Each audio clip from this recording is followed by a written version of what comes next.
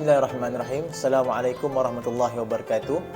Alhamdulillah, kita masih lagi diberi kesempatan untuk merasai ataupun menikmati nikmat iman dan juga nikmat-nikmat yang sering kali kita lupa untuk bersyukur. Seperti nikmat-nikmat kecil yang selalu kita guna setiap hari, seperti nikmat kita bernafas, berjalan, berkedip mata dan lain-lain.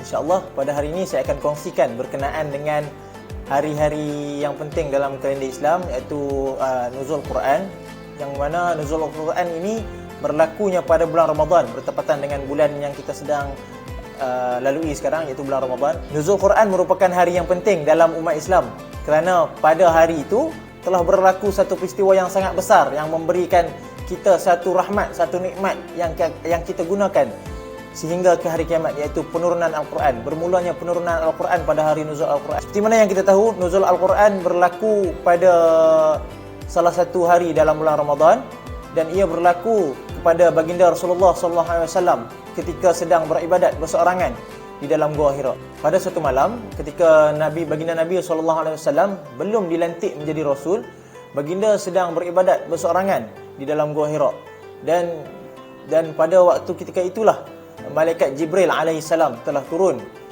buat kali pertama untuk menyampaikan wahyu kalamullah terus kepada baginda Rasulullah SAW. Dan penyampaian wahyu ini berlaku secara berterusan hingga Rasulullah SAW menerima wahyu daripada Malaikat Jibril alaihissalam melalui 4 cara.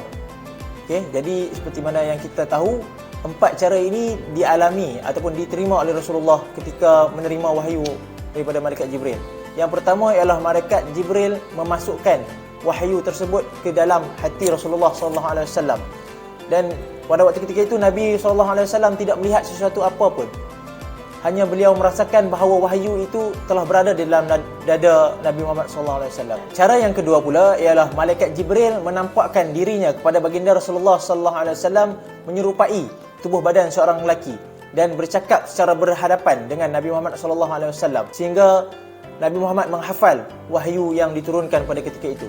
Cara Rasulullah SAW menerima wahyu yang ketiga ialah seperti bunyi gemercing yang loceng ataupun bunyi berdesing di telinga Rasulullah SAW. Cara Rasulullah SAW menerima wahyu yang terakhir ialah Malaikat Jibril sendiri menunjukkan rupa bentuknya yang asal kepada Rasulullah SAW. Cumanya Rasulullah hanya melihat penampakan sebenar Malaikat Jibril ini sebanyak 2 kali sahaja, iaitu yang pertamanya waktu Rasulullah SAW berlari ketakutan daripada Gua Hira untuk pulang ke rumah Sayyidatina Khadijah.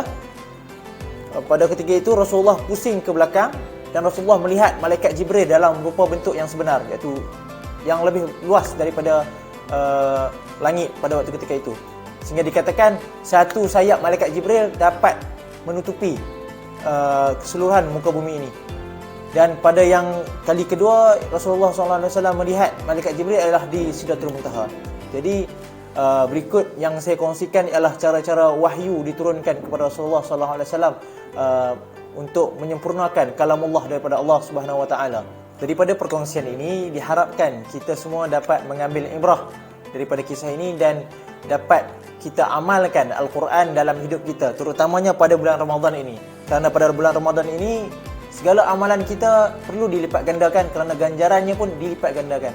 InsyaAllah semoga kita semua dapat bertemu lagi pada Ramadan yang tahun depan, dan pada Ramadan tahun ini semoga kita ditemukan dengan malam 1000 bulan, iaitu malam Lailatul Qadar. InsyaAllah. Sekian. Assalamualaikum warahmatullahi wabarakatuh.